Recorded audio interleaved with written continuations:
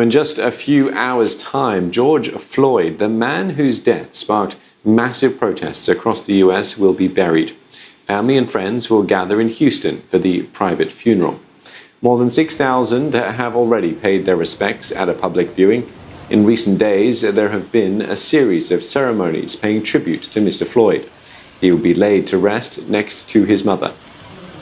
Meanwhile, Democratic lawmakers have unveiled the Justice in Policing Act, which aims to make it easier to prosecute officers for abuse and to relook how they are recruited and trained. But it's unclear if it will get the bipartisan support it needs to be passed. President Donald Trump has accused so-called radical left Democrats of seeking to defund the police. Now, for more on this, we're joined by Simon Marks in Washington, D.C. Simon, the private service will be live streamed, is that right?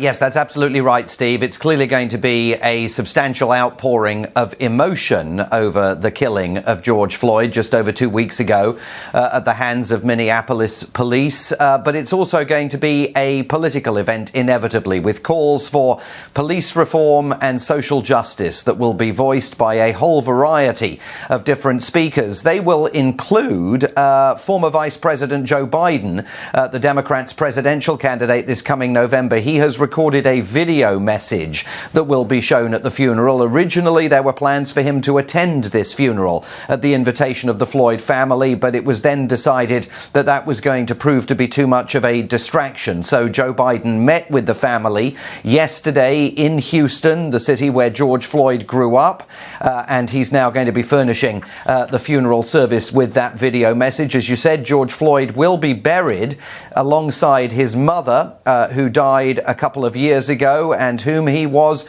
calling out for in his final minutes of life. And I suppose in an extraordinary piece of symbolism, his casket is going to be escorted to the Memorial Gardens by a Houston police honor guard, which really only underscores just how far this country has come over the course of the last 2 weeks.